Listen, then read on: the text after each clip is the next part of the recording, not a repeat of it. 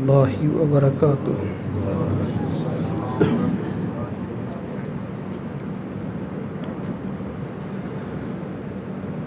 ان الحمد للہ نحمده ونستعینه ونستغفره ونعوذ باللہ من شرور انفسنا ومن سیئات اعمالنا من يهده الله فلا مضل له ومن يضلل فلا هادي له وأشهد أن لا إله إلا الله وحده لا شريك له وأشهد أن محمدًا عبده ورسوله اللهم صل على محمد وعلى آل محمد كما صليت على إبراهيم وعلى آل إبراهيم إنك حميد مجيد اللهم بارك على محمد وعلى آل محمد كما باركت على إبراهيم وعلى آل إبراهيم إنك حميد مجيد رب اشرح لي صدري ويسر لي أمري واحلل عقدة من لساني يفقهوا قولي رب زدني علما أما بعد فإن خير الحديث كتاب الله وخير الهدي هدي محمد صلى الله عليه وسلم وشر الأمور محدثاتها وكل محدثة بدعة وكل بدعة ضلالة وكل ضلالة في النار أعوذ بالله السميع العليم من الشيطان الرجيم بسم الله الرحمن الرحيم محمد رسول الله صلى الله عليه وسلم والذين معه أشداء على الكفار رحماء بينهم تراهم ركعا سجدا يبتغون فضلا من الله ورضوانا سيماهم في وجوههم من أثر السجود ذلك مثلهم في التوراة ومثلهم في الإنجيل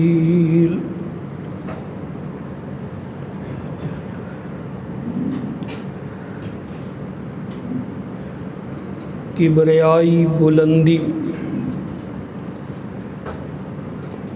عظمت و جلالت انتہائی درجے پر اللہ وحدہ لا شریک کے لیے ہے۔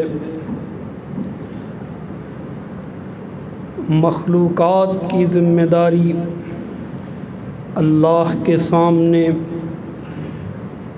عاجزی انکساری اور عبادت کرنا ہے۔ بے شمار درود و سلام سید ولد بنی آدم، انبیاء کے امام، خاتم المرسلین محمد الرسول اللہ صلی اللہ علیہ وآلہ وسلم پر ان گنت بے شمار درود و سلام اللہ کی خاص الخاص رحمتیں ہوں۔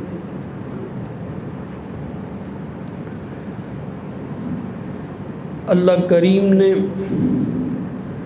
ہر بندے کو اس کی مناسب جگہ پہ رکھا ہے۔ اللہ کریم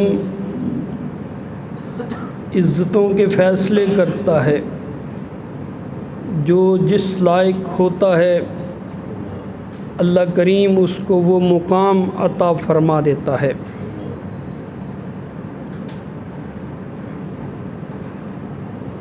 کوئی شک نہیں ہے کہ جن لوگوں کو اللہ تعالیٰ نے رسول کریم صلی اللہ علیہ وآلہ وسلم کے ساتھی بنایا، ان کو خاتم النبیین محمد الرسول اللہ صلی اللہ علیہ وآلہ وسلم کی صحبت کے لیے چنا، وہ نہایت باکمال عالی مرتبت دنیا کے سب سے زیادہ نیک لوگ تھے۔ اللہ کریم ان پہ راضی ہو، وہ اپنے رب پہ راضی۔ قرآن مجید میں یہ فرمایا گیا ہے کہ ساری مخلوقات میں سے افضل وہ لوگ ہیں جو رسول اللہ پر ایمان لائے، جنہوں نے تقوی کی زندگی اختیار کی۔ یہ کل مخلوقات میں سے سب سے بہترین ہیں۔ اگر ہم سورۃ البینہ کی تلاوت کرتے ہیں، آواز نہیں ٹھیک ہے، سورۃ البینہ میں اللہ احکم الحاکمین فرماتے ہیں، ان الذین آمنوا وعملوا الصالحات اولئک ہم خیر البریہ جزاؤہم عند ربہم جنات عدن تجری من تحتها الانہار خالدین فیہا ابدا رضی اللہ عنہم ورضوا عنہ ذالک لمن خشی ربہ۔ اس میں لفظ قابل توجہ ہیں، اولئک ہم خیر البریہ، یہ تمام مخلوقات میں سے بہترین ہیں۔ قرآن مجید کا دیا ہوا یہ تصدیق نامہ ہمیشہ ہمیشہ کے لیے ہے۔ وہ لوگ جو ایمان لائے اور وہ لوگ جنہوں نے عمل صالح کیے، یہ ساری مخلوقات میں سے بہتر ہیں۔ اللہ خود فرماتے ہیں، رضی اللہ عنہم ورضوا عنہ، یہ اللہ پہ راضی ہو گئے اور اللہ کریم ان کے اوپر راضی ہو گیا۔ اسی لیے جب بھی کسی صحابی کا نام آتا ہے تو ہر ایمان والا کہتا ہے رضی اللہ عنہ، قرآن کریم کی پیروی کرتے ہوئے، قرآن کریم کی اتباع کرتے ہوئے۔ کیونکہ قرآن مجید نے ان کے لیے لفظ رضی اللہ عنہ استعمال فرمایا ہے، ایک نہیں کئی جگہ پہ۔ سورۃ الفتح میں اللہ فرماتے ہیں لقد رضی اللہ عن المؤمنین اذ یبایعونک تحت الشجرۃ فعلم ما فی قلوبہم، جن لوگوں نے حدیبیہ کے مقام پر آپ کے ہاتھ پہ موت کی بیعت کی، لقد رضی اللہ عنہم، اللہ ان سے راضی ہو گیا۔ تو صحابی کے ساتھ رضی اللہ عنہ کہنا یہ اللہ کا طریقہ ہے، یہ قرآن مجید میں لکھا ہے، اور قرآن مجید کی پیروی کرتے جب بھی کسی صحابی کا نام آتا ہے رضی اللہ عنہ کہا جاتا ہے۔ اللہ احکم الحاکمین فرماتے ہیں لوگو سنو، تمہارا ایمان معتبر ہو سکتا ہے اگر تم ویسا ایمان لاؤ جیسا ایمان ابو بکر لائے، جیسا ایمان عمر لائے، جیسا ایمان عشرہ مبشرہ لائے، جیسا ایمان اصحاب بدر لائے، جیسا فتح مکہ والے لائے، جس طرح صحابہ ایمان لائے ویسے ہی ایمان لاؤ۔ فَإِنْ آمَنُوا بِمِثْلِ مَا آمَنْتُمْ بِهِ فَقَدِ اهْتَدَوْا فَإِنْ تَوَلَّوْا فَإِنَّمَا هُمْ فِي ضَلَالٍ، اگر وہ تمہارے ایمان جیسا ایمان لے آئیں، صحابہ کو مخاطب کر کے کہا گیا ساری دنیا کے لوگ اگر تمہارے ایمان جیسا ایمان لائیں فَقَدِ اهْتَدَوْا، تو وہ ہدایت یافتہ گنے جائیں گے، اور اگر وہ ایمان تمہارے جیسا نہیں لائے پھر وہ گمراہی میں ہیں۔ ضلال مبین، یہ سورۃ البقرہ پہلے پارے کا آخری صفحہ ہے۔ تو صحابہ کا ایمان معیار ہے، ان کی نقل بات کو سمجھیے۔ اللہ نے ایک بنایا امام، ایک بنایا پیروی کرنے والا۔ امام کیسا ہونا چاہیے؟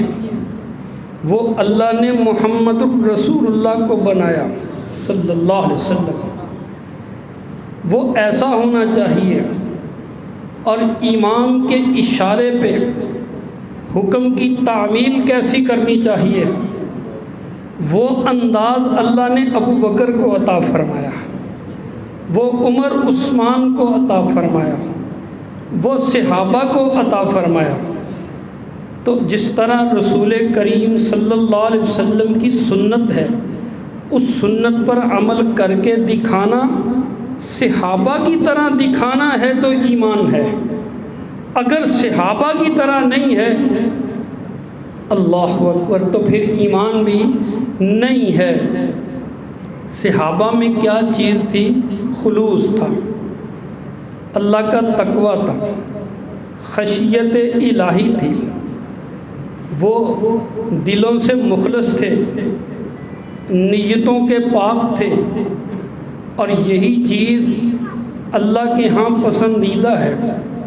رسول کریم صلی اللہ علیہ وآلہ وسلم نے فرمایا لوگو میرے صحابہ کو برا مت کہو، میرا ساتھ دینے والے، میرے صحابی کہلانے والے، ان کو برا مت کہو، نہ تانے دے کے، نہ الزام لگا کے، نہ جھوٹی تہمتیں لگا کے، نہ ان کے بارے میں نازیبا باتیں کر کے، نہ بالکل نہ برا کرو۔ لا تسبوا اصحابی، میرے صحابہ کو برا مت کہو۔ فلو ان احدکم، انفق مثل احد ذهبا ما بلغ مد احدهم ولا نصیفہ۔ تم سارے کے سارے سنو، اگر تم میں سے کوئی ایک احد پہاڑ جتنا سونا اللہ کے رستے میں خرچ کرے اور مقابلے میں میرا ایک صحابی آدھا کلو جو اللہ کے رستے میں خرچ کرے، جو رب العالمین اس آدھا کلو جو کے اوپر میرے صحابی کو اجر عطا فرماتا ہے، وہ تمہارے احد پہاڑ برابر سونا خرچ کرنے پر بھی عطا نہیں فرماتا۔ احد پہاڑ، اس سے تو چاہو دنیا خرید لو، اتنا سونا ہوگا۔ اس سے تو چاہو ساری دنیا کے ساتھ جہاد فی سبیل اللہ کا آغاز کر دو، اور اس کے مقابلے میں کیا ہے؟ چند روٹیوں کا آٹا۔ مگر رب العالمین کا معیار اور ہے، اللہ دلوں کو دیکھتا ہے، دلوں کے خلوص کو دیکھتا ہے، خوف خدا کو دیکھتا ہے۔ جو صحابی کے دل کے اندر ایمان کا خلوص ہے، دنیا اس کا مقابلہ نہیں کر سکتی ہے۔ اسی لیے رسول اللہ صلی اللہ علیہ وسلم نے فرمایا، میرا صحابی آدھا مد 1.5 پا بنتا ہے، اتنا آٹا اللہ کے راستے میں دے دے، تم احد پہاڑ بھی خرچ کرو، اس کے برابر اجر نہیں پا سکتے۔ ہم ان کی عزت کیوں نہ کریں جن کی عزت اللہ کرتا ہے؟ ہم ان کو رضی اللہ عنہ کیوں نہ کہیں جن کو رضی اللہ عنہ اللہ کہتا ہے؟ ہم ان کو کیوں نہ پسند کریں جن کو اللہ نے پسند کر لیا؟ نبی کا ساتھ دینے کے لیے، نبی سے تعلق جوڑنے کے لیے، نبی کی دوستی کے لائق، نبی سے محبت کا رشتہ قائم کرنے کے لیے، نبی کے ساتھ مل کے ایک سواری پہ سفر کرنے کے لیے، نبی کے ساتھ مل کے ایک برتن میں کھانے کے لیے، نبی کے ساتھ مل کے رات کی تنہائیوں میں نوافل ادا کرنے کے لیے، نبی کے ساتھ مل کے دکھ سکھ بانٹنے کے لیے، جن ہستیوں کو رب نے چن لیا، اللہ نے چن لیا، اللہ نے چن لیا، اللہ کی تقسیم پہ راضی، اے اللہ جن کو تو نے پسند کر لیا ہم نے بھی کر لیا، جن پہ تو راضی ہو گیا ان پہ ہم بھی راضی ہو گئے۔ اللہ اکبر۔ میرے بھائیوں، قرآن مجید کی سورۃ الفتح میں اللہ ایک بڑی پیاری مثال عطا فرماتے ہیں۔ کمثل زرع، اللہ تعالیٰ اس کھیتی کی مثال دیتے ہیں سورۃ الفتح کے آخر میں۔ اعجب الکفار نباتہ، ایک کسان ہے، اس نے کھیتی بیجنے کا ارادہ کر لیا۔ پہلے وہ زمین کو نرم کرتا رہا، پھر اس نے بہترین بیج کا انتخاب کر لیا، پھر اس بیج کو اس نے زمین میں ڈال دیا، پھر موقع بہ موقع پانی دیتا رہا، پھر اس میں سے کونپلیں نکلنے لگ گئیں، پھر وہ کسان اس پہ پہرا دینے لگ گیا، کہیں چرند پرند اس میرے باغ کو اجاڑ نہ دیں، کہیں جانور اس کو تباہ نہ کر دیں۔ اس نے رات کو بھی ڈیوٹی دی، اس نے دن کو بھی پہرا دیا، اس نے اس کو وباؤں سے بھی بچایا، اور پھر جب فصل لہلہانے لگ گئی اور کنارے کھیت کے کھڑا ہو کے کسان اس کو دیکھتا ہے، اس کا دل خوشی سے بھر اٹھتا ہے، اللہ اس کی محنت کو کامیاب کر رہا۔ اور اگر خدا نہ خواستہ وبا پھوٹ جائے، کوئی اندھیری، کوئی طوفان اس فصل کے اوپر حملہ آور ہو جائے، اس فصل کو آگ لگ جائے تو پھر ہر ایک نے کہنا اس کسان کی محنت ضائع چلے گئی۔ کمثل زرع اعجب الکفار نباتہ، اس کسان کی مثال، اس کو اس کی کھیتی بڑی پسند لگتی ہے۔ او اللہ کے بندو سمجھو تو صحیح، یہ مثال محمد رسول اللہ کی، جس نے سخت دلوں کے اوپر محنت کی، ان کو قرآن سنا سنا کے نرم کیا، اور جب لوگوں کے دل نرم ہو گئے پھر ان کے اندر توحید والا بیج ڈالا، پھر اس کے اوپر اللہ کے خوف کا پانی دیا، پھر دن رات اس کے اوپر محنت کی، پھر اس میں سے کونپلیں پھوٹنے لگ گئی۔ رسول کریم اپنے ان شاگردوں کے اوپر پہرا دینے لگ گئے، ان کو دین کی تعلیم سکھانے لگ گئے، حتیٰ کہ کوئی ابو بکر سے صدیق بن گیا، کوئی عمر سے فاروق بن گیا، کوئی عثمان سے ذوالنورین بن گیا، کوئی علی سے حیدر بن گیا، اور ہر صحابی اپنی صفت میں ممتاز ہونے لگا۔ جب رسول کریم صلی اللہ علیہ وسلم محنت کرتے گئے اور ایک وقت وہ آیا جب فصل پک کر تیار ہو گئی، میدان عرفات میں اللہ کے نبی صلی اللہ علیہ وسلم خطبہ حج دیتے ہوئے پوچھتے ہیں، الا حل بلغت، او لوگوں مجھے بتاؤ کیا میں نے رسالت کا حق ادا کر دیا، میں نے تبلیغ کا حق ادا کر دیا؟ اور 1,24,000 صحابہ وہ ہاتھ اٹھا کے گواہی دیتے ہیں، ہاں اللہ کے رسول آپ نے حق ادا کر دیا۔ اور تب اللہ قرآن مجید میں فرماتا ہے، اسی وقت آیتیں نازل ہوتی ہیں، الیوم اکملت لکم دینکم واتممت علیکم نعمتی ورضیت لکم الاسلام دینا۔ ہاں اے محمد صلی اللہ علیہ وسلم، تو نے اپنا فرض ادا کر دیا، تیری فصل پک کے لہلہانے لگ گئی، تیری محنت ٹھکانے لگ گئی، انقلاب نبوی آ گیا، عرب سے بت پرستی کا خاتمہ ہو گیا، جہالت کے ایام گزر گئے، دین کو فتح حاصل ہو گئی۔ اب رسول کریم صلی اللہ علیہ وآلہ وسلم آخرت کے سفر پہ، اللہ سے ملاقات کے سفر پہ چل نکلے۔ 2 مہینے بعد ہی آپ اللہ کو پیارے ہو گئے، اور ظالموں تم کہتے ہو رسول اللہ کی محنت ساری کی ساری ضائع گئی؟ جو اللہ نے رسول اللہ سے کام لینا تھا وہ ضائع گیا، جو نبی نے 23 سال تک قرآن سنایا وہ ضائع گیا، جو نبی نے لاکھوں کو کلمہ پڑھایا وہ ضائع گیا۔ کہتے ہیں ادھر رسول اللہ دنیا سے گئے اور ادھر صحابہ نے دین چھوڑ دیا۔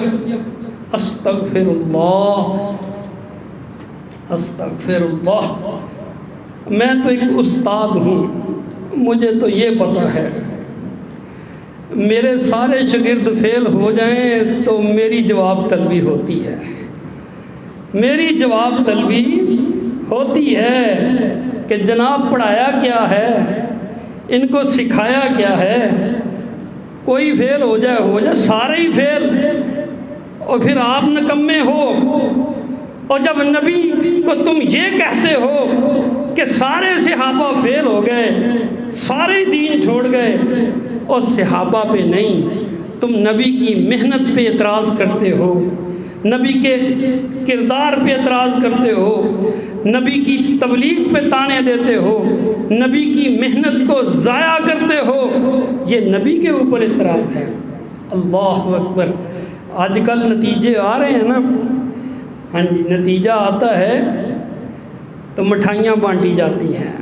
یہ دنیا کا کبھی 10ویں کا نتیجہ، کبھی 12ویں کا، کبھی کوئی۔ ابھی 10ویں کا نتیجہ آیا، لوگوں نے مبارکیں دی، میرے بیٹے نے اتنے، میری بیٹی نے اتنے نمبر لیے۔ قرآن مجید میں اللہ فرماتے ہیں ایک نتیجہ ہم قیامت کے دن بھی بولیں گے، اور جب اعمال نامہ دائیں ہاتھ میں پکڑایا جائے گا تو پھر وہ بندہ اعمال نامے کو میدان محشر میں ہاتھ اونچا کر کے کہے گا ہا اولائے مقرؤ کتابیہ، آؤ میرا نتیجہ پڑھو، آؤ محشر کے لوگوں، دیکھو اللہ نے مجھے کتنے نمبروں میں پاس کیا ہے، دیکھو مجھے اللہ نے جنت عطا فرمانے کا فیصلہ کیا ہے۔ کامیاب ہونے والا اور کروانے والا دونوں کی محنت ہوتی ہے۔ اور جب تم یہ کہہ دو کہ ابو بکر بھی پھر گئے، عمر بھی پھر گئے، عثمان بھی پھر گئے، سارے صحابہ پھر گئے، صرف چند رہ گئے، تو نبی کی محنت پہ تم اعتراض کرتے ہو۔ تم کہتے ہو اس کسان کی فصل کو آگ لگ گئی، تم کہتے ہو کہ اس پر آگ وبا پھیل گئی۔ اللہ فرماتے ہیں یہ بات نہیں، نبی کی محنت کامیاب۔ فَمَثَلُهُمْ فِي التَّوْرَاةِ وَالْإِنْجِيلِ، ہم نے تیرے آنے سے پہلے تورات میں بھی لکھ دیا، انجیل میں بھی لکھ دیا کہ آخری نبی آئے گا، اور اس کے ماننے والے صحابہ جو ہوں گے اللہ کے ہاں قدوسی کہلائیں گے، کامیاب ترین لوگ، پاکیزہ لوگ۔ اللہ اکبر کبیرہ۔ صحیحین کی حدیث ہے، رسول اللہ صلی اللہ علیہ وآلہ وسلم فرماتے ہیں خیر القرون قرنی ثم الذین یلونہم ثم الذین یلونہم، سب زمانوں سے بہترین زمانہ میرا زمانہ ہے، سب سے بہترین میرا زمانہ ہے، پھر اس کے بعد ان لوگوں کا جو میرے بعد آئیں گے صحابہ کا، پھر اس کے بعد ان لوگوں کا جو ان کے بعد آئیں گے یعنی تابعین کا۔ رسول کریم صلی اللہ علیہ وآلہ وسلم کا زمانہ 10 ہجری تک رہا۔ ربیع الاول کی 12 تاریخ 10 ہجری کو اللہ کے رسول صلی اللہ علیہ وسلم، خیر القرون، سب زمانوں میں سے بہترین زمانہ، آخری صحابی سیدنا طفیل رضی اللہ تعالی عنہ کا بتایا جاتا ہے 110 ہجری میں فوت ہوتے ہیں۔ یہ رسول اللہ کے بعد والا زمانہ ہے، یہ اس کے بعد سب سے بہترین ہے۔ پھر تابعین کا زمانہ وہ 2 صدی ہجری کے آخر تک جاتا ہے۔ یہ رسول اللہ کی تقسیم ہے، سب سے پہلے میرا زمانہ، پھر میرے بعد آنے والوں کا زمانہ، پھر اس کے بعد آنے والوں کا زمانہ۔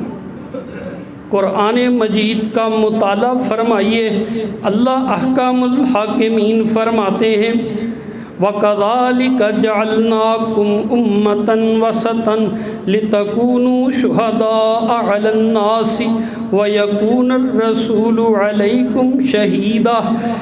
نبی کریم صلی اللہ علیہ وآلہ وسلم قیامت کے دن گواہی دیں گے کہ میں نے تیرا دین اس وقت کے لوگوں تک پہنچا دیا، صحابہ کرام کو پہنچا دیا، اور پھر رب العالمین صحابہ کرام سے گواہی لیں گے کیا تم نے میرے نبی کا دین ساری دنیا تک پہنچا دیا؟ صحابی پھر گواہ دیں گے وَكَذَلِكَ جَعَلْنَاكُمْ أُمَّةً وَسَطًا، بہترین امت بنایا، لِتَكُونُوا شُهَدَاءَ، تاکہ تم صحابہ گواہی دینے والے بن جاؤ، وَيَكُونَ الرَّسُولُ عَلَيْكُمْ شَهِيدًا، اور صحابیوں تمہارے اوپر رسول گواہی دینے والا بن جائے۔ اللہ اکبر کبیرہ۔ نبی کریم صلی اللہ علیہ وآلہ وسلم دنیا سے گئے، اور پیچھے دین کو پھیلانے کی ذمہ داری صحابہ کرام رضوان اللہ علیہم اجمعین پر آ گئی۔ قرآن مجید سینوں میں محفوظ، کسی نے ایک آیت لکھی ہے کسی کے پاس 2 چمڑے پہ لکھی ہوئی موجود ہیں، کسی کے پاس چند آیتیں لکھی ہوئی موجود ہیں۔ قرآن مجید کو اللہ نے فرمایا ذالک الکتاب لا ریب فیہ، یہ کتاب ہے، مگر رسول اللہ جب دنیا سے گئے یہ کتابی شکل میں موجود نہیں۔ پھر اس کو کتابی شکل میں کون لے کے آیا؟ اس کو کتاب کس نے بنایا؟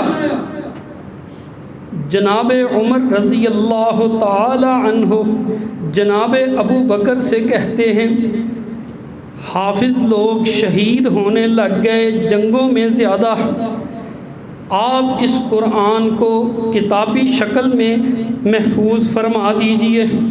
سیدنا ابو بکر رضی اللہ تعالی عنہ نے سیدنا زید بن ثابت رضی اللہ تعالی عنہ کی ذمہ داری لگائی، آپ اس کو کتابی شکل میں لکھیے۔ زید بن ثابت کاتب وحی ہیں، حافظ قرآن ہیں، وہ چاہتے تو خود یادداشت سے اپنے حفظ سے سارا قرآن لکھ دیتے کہ لو جی کتابی شکل میں آ گیا، مگر انہوں نے ایسا نہیں کیا۔ دیکھیے دین کی حفاظت کا کام اللہ نے کن سے لیا ہے؟ جن کو اللہ نے قرآن مجید میں کہا نا کہ انہوں نے گواہی دینی ہے لوگوں کے ایمان کی، ان کے کام کرنے کا طریقہ دیکھیے۔ زید بن ثابت رضی اللہ تعالی عنہ ایک حافظ سے وہ آیت سنتے، پھر 2 لوگوں کی گواہی لیتے، پھر اس آیت کریمہ کو لکھتے۔ ہر آیت کے اوپر 2 گواہیاں، ہر آیت کسی نہ کسی حافظ سے سنی۔ جناب زید بن ثابت کہتے ہیں اگر ابو بکر مجھے کہتے ایک پہاڑ کو اٹھا کے دوسری جگہ رکھ دو تو آسان کام تھا، یہ جو قرآن کو کتابی شکل میں لانا یہ مشکل کام تھا، ایک لفظ بھی ادھر ادھر ہو گیا تو بڑا مسئلہ کھڑا ہو جائے گا۔ بڑی احتیاط کے ساتھ سیدنا ابو بکر رضی اللہ تعالی عنہ نے اپنی نگرانی میں اس کو کتابی شکل دی۔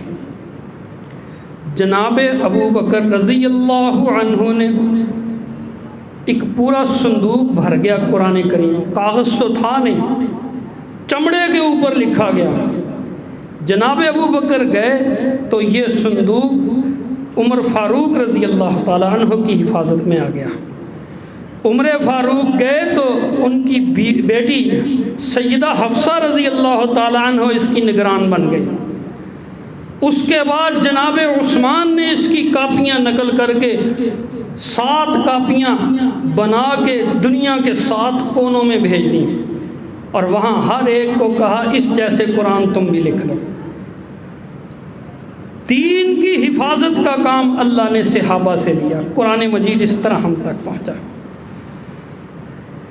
اللہ اکبر۔ کبھی کبھی ہم سوچتے ہیں کہ مدینہ بڑا پیارا ہے، مدینے کو جانے کو دل کرتا ہے، مگر دیکھیے کس صحابی کی قبر کوفہ میں، کسی کی بصرہ میں، کوئی صحابی قسطنطنیہ کے دروازے کے پاس سیدنا ابو ایوب انصاری، کوئی مصر میں، کوئی شام میں، کوئی کسی علاقے میں دنیا میں پھیلی ہوئی ان کی قبریں، کوئی قادسیہ کے شہید، کوئی کسی روم کے ساتھ لڑتے ہوئے شہید۔ اور اللہ کے بندو، آسان کام، صحابی مدینے میں رہتے، اللہ اللہ کرتے، لوگ عقیدت رکھنے والے، ان کی خدمت کرنے والے، مگر صحابہ کرام نے مدینے میں رہنے سے بھی زیادہ رسول اللہ کے دین کو آگے پہنچانا اہم سمجھا۔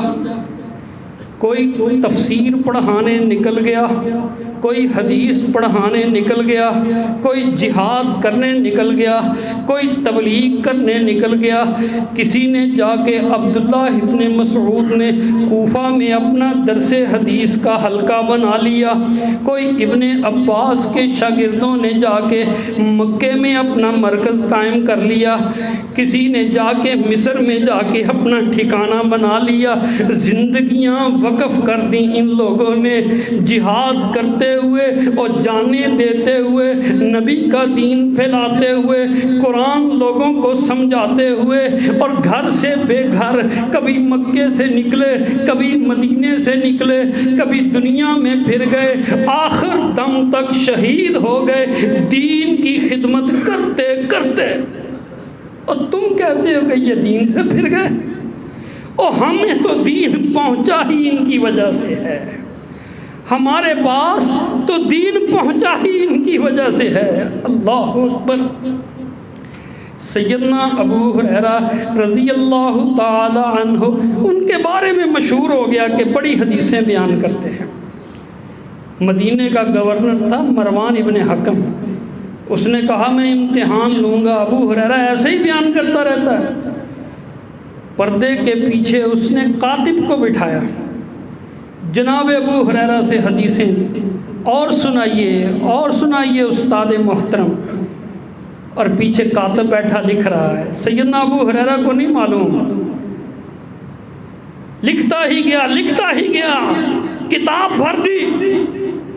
سال گزر گیا، سال کے بعد پھر جناب ابو ہریرہ کو بلایا۔ وہ کچھ حدیثیں مجھے یاد نہیں رہیں، ذرا دوبارہ سنائیے۔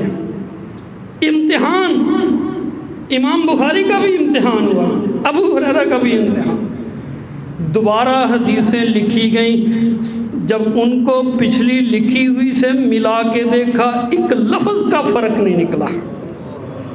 یہ اللہ نے چنے تھے لوگ، یہ عبداللہ ابن عباس کو اللہ نے چنا تھا قرآن مجید کی تفسیر سنانے کے لیے، یہ ابی ابن کعب کو اللہ نے چنا تھا لوگوں کو قرآن کی تعلیم دینے کے لیے، یہ مفسر قرآن سالم مولا ابی حذیفہ کو اللہ نے چنا تھا، یہ حدیثیں بیان کرنے کے لیے سیدہ فاطمہ عائشہ کی ڈیوٹی اللہ نے لگائی تھی، عبداللہ ابن عمر کی سنتیں بیان کرنے کے لیے ڈیوٹی اللہ نے لگائی تھی، یہ عبداللہ ابن عباس کو مفتی اللہ نے بنایا تھا، عبداللہ ابن مسعود کو دین کے فتوے دینے کی ذمہ داری اللہ نے دی تھی۔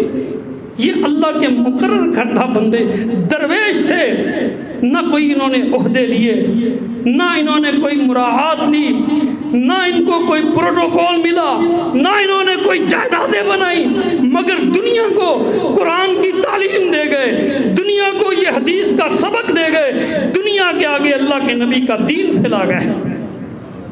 اللہ ان کے اوپر کروڑوں رحمتیں نازل فرمائے، اللہ ان کا رتبہ بلند فرمائے۔ یہ تھے تو قرآن ہم تک پہنچا، یہ تھے تو حدیث ہم تک پہنچی، یہ تھے تو سنتیں ہم تک پہنچی، کوئی ملاوٹ نہیں کی انہوں نے۔ لوگ اختلاف کی بات کرتے ہیں، جناب علی رضی اللہ تعالی عنہ اور جناب امیر معاویہ کا اختلاف، ایک دو جنگیں بھی ہو گئیں، سیدہ عائشہ کی جنگ بھی سیدنا علی سے ہو گئی۔ بڑی باتیں کرتے ہو، لیکن دوسری کچھ سوالوں کے تو جواب بھی تو چاہیے نا۔ جب یہ آپس میں لڑ رہے تھے، ابھی روم ہمسائے میں تھا، رومی، ابھی کسرا ہمسائے میں تھا، ان کو شکست دی تھی، تو مسلمانوں کی لڑائی سے فائدہ اٹھا کے رومیوں نے حملہ کیوں نہ کر دیا، ایرانیوں نے پلٹ کے حملہ کیوں نہ کر دیا؟ کیوں نہیں پلٹ کے انہوں نے حملہ کیا؟ بدلہ لیتے، ان کی سلطنتیں تباہ کی تھی، رومی پلٹ کے آتے، ان کو تو لڑائی کا بھی تجربہ تھا، مگر ایسا نہیں ہوا۔ ایک دفعہ انہوں نے چاہا تھا فائدہ اٹھانا، ان کا ایلچی آیا تھا بنو امیہ کے دربار میں، آگے سے خلیفۃ المسلمین نے فرمایا تم یہ نہ سمجھو کہ ہم آپس میں لڑتے ہیں، لیکن اگر کفر نے ہماری طرف دیکھا تو ہم اپنی لڑائی چھوڑ کے تمہارے خلاف اکٹھے ہو جائیں گے۔ نبی کے دین کے اوپر ہم کوئی سمجھوتا نہیں کریں گے۔ کسی کافر کو جرأت نہیں ہوئی کہ وہ مسلمانوں کی حکومت پر حملہ کرے، کیونکہ مسلمان آپس میں ایک تھے۔ جناب عائشہ جنگ ہار گئیں تو کیا جناب علی نے انتقام لیا؟ نہیں، عزت کے ساتھ اماں جی کہتے ہوئے احترام کے ساتھ ان کو مدینے چھوڑ کے آئے، اور ساری زندگی دوبارہ سیدہ عائشہ جنگ کے لیے نہیں نکلی۔ وہ سمجھتے تھے ہمارا اختلاف ہے، یہ کوئی کفر کا مسئلہ نہیں ہے۔ ہم نے ان کے نام پہ اپنے اپنے فرقے بنا لیے، ہم نے ایک کی آڑ لے کے دوسروں کو برا کہنا شروع کیا۔ کبھی جناب علی نے اپنی زبان سے کسی صحابی کو برا نہیں کہا، کبھی گالم گلوچ نہیں کی۔ پتہ نہیں ان کے ماننے والے یا دعویٰ کرنے والے وہ کس کے طریقے پہ چلتے ہیں۔ سیدنا علی نے تو کبھی کسی کو گالم گلوچ نہیں کیا۔ اللہ اکبر۔ اور یہ بات بھی سچ ہے کہ اہل بیت کے بڑے وظیفے سیدنا معاویہ رضی اللہ تعالی عنہ کے پاس سے جاتے رہے، گھروں کی کفالت وہ کرتے رہے۔ یہ آپس میں ایسے نہیں تھے کہ ایک دوسرے کو کافر سمجھتے ہوں، ایک دوسرے کے اوپر فتوے لگاتے ہوں، احترام کرتے ہوں۔ جاؤ بڑے بڑے فرقے موجود ہیں، کوئی حنبلی ہے، کوئی شافعی ہے، کوئی مالکی ہے، کوئی کسی مذہب سے، کوئی کسی مسلک سے تعلق رکھتا ہے، کوئی حنفی ہے، کوئی اٹھ کے کہہ دے کہ حدیث کی روایت کرنے میں سیدنا معاویہ رضی اللہ تعالیٰ عنہ نے ایک بھی جھوٹ بولا۔ ان سے سیاسی اختلاف رکھتے ہیں مگر ان کی علمی دیانت پہ کوئی انگلی نہیں اٹھاتا۔ سارے محدثین کا متفقہ فیصلہ ہے، الصحابۃ کلہم عدول، ہر صحابی بے ایمان ایک بھی نہیں ہے ان میں، ہر صحابی ایماندار ہے، ہر صحابی سچا ہے، ہر صحابی با کردار ہے۔ کوئی صحابی بھی حدیث بیان کرے، اس کی بیان کردہ حدیث کے صحیح ہونے پر ایک لمحے کے لیے بھی شک نہیں کیا جا سکتا ہے۔ اس کو کہتے ہیں الصحابۃ کلہم عدول۔ چاہے وہ شام میں رہنے والے تھے، چاہے وہ کوفہ میں تھے، چاہے وہ مصر میں تھے، چاہے وہ مکے میں تھے، چاہے وہ مدینے میں تھے، ہر صحابی کو قابل احترام بتایا۔ رسول کریم صلی اللہ علیہ وآلہ وسلم نے فرمایا، میرے صحابہ امن کی علامت، جب میرے صحابہ چلے جائیں گے دنیا میں فتنے ٹوٹ پڑیں گے۔ جب تک صحابہ کرام رہے اتنی دیر تک فتنوں سے امت محفوظ رہے، اور جب اجمی لوگوں کے پاس، غیر صحابہ کے پاس انتظام چلا گیا، پھر جھوٹی حدیثیں بھی بننے لگ گئیں، پھر ایک دوسرے کے اوپر تانے بھی دینے لگ گئے، پھر سب و شتم بھی ہونے لگ گیا، پھر ایک دوسرے کی قبریں بھی اکھاڑنے لگ گئے، پھر ایک دوسرے سے خلافتیں چھیننے کے لیے قتل و غارت بھی کرنے لگ گئے۔ یہ سب بعد کی باتیں ہیں۔ صحابہ کرام نے آپس میں ایک دوسرے کی عزت کی، ایک دوسرے کا احترام کیا، اور ایک دوسرے کے ساتھ کبھی غلط رویہ اختیار نہیں کیا۔ قرآن مجید سچ کہتا ہے کہ یہ دنیا جہان کے سب سے پاکیزہ لوگ رضی اللہ عنہم ورضوا عنہ، اللہ ان سے راضی ہو گیا، یہ اپنے رب سے راضی ہو گئے۔ اور قرآن مجید سچ کہتا ہے اگر تم ایمان لاؤ جیسے صحابہ ایمان لائے پھر تم ہدایت یافتہ، وگرنہ ہدایت یافتہ نہیں۔ قرآن مجید سچ کہتا ہے دین کو آگے پہنچانے والے، لوگوں کی ایمان کی گواہی دینے والے یہ صحابہ کرام ہیں۔ وَجَعَلْنَاكُمْ شُهَدَاءَ، ہم نے تم کو گواہ بنا دیا، یہ قرآن کریم نے فیصلہ دیا۔ اللہ اکبر۔ نبی کی محنت کامیاب نبی نے جس کو اپنے مصلی پہ کھڑا کیا وہ بھی درست فیصلہ، جس کو نبی نے اپنے ممبر پہ کھڑا کیا وہ بھی درست فیصلہ، جس کو نبی نے اپنے بعد خلافت کے لیے منتخب کیا وہ بھی درست فیصلہ، جس کو نبی نے اپنا وارث قرار دیا وہ بھی درست فیصلہ، جس کے ہاتھوں میں ہاتھ ڈال کے نبی نے کہا ہم قیامت کے دن اس طرح اٹھائے جائیں گے وہ بھی درست فیصلہ، اور نبی نے جس کو کہا تجھ پہ میرے ماں باپ قربان، اس صحابی کے اوپر ہمارے ماں باپ قربان، جس کو دیکھنے کے لیے اللہ نے جن کو آنکھیں عطا فرمائیں، صحابہ کو آنکھیں دی اللہ نے نبی کو دیکھنے کے لیے، ان صحابہ کی قسمت کو ہزاروں سلام۔ اللہ کریم نے جن کو چن لیا، جن کو عزت عطا فرما دی ہے، ہم ان کی عزت کرتے ہیں، جن کو اللہ احترام دیتا ہے ہم احترام دیتے ہیں۔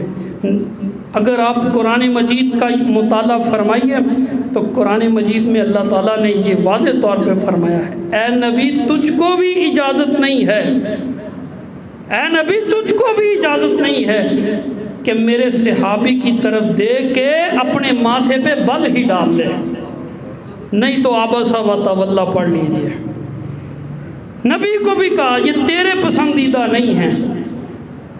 کیا یہ سچ نہیں ہے؟ سیدہ عائشہ کے بارے میں اللہ نے فرمایا کہ تم نے اس کے اوپر شک کیوں کیا؟ کیا تم نے یہ نہ سوچا کہ یہ میری چنی ہوئی ہے، اس کو میں نے پسند کیا تمہارے لیے، اللہ نے ان کو پسند کر لیا۔ اللہ ہم تیری تقسیم کے اوپر راضی، جن کو تو نے پسند کر لیا ہم نے بھی ان کو پسند کر لیا۔ اللہ جن کو تو نے جنت میں نبی کا ساتھی بنا دیا ہم بھی تیری تقسیم کے اوپر راضی، اللہ تو بھی ہمیں جنت میں ان کا ساتھ نصیب فرما دے۔ آخر دعوانا ان الحمدللہ رب العالمین۔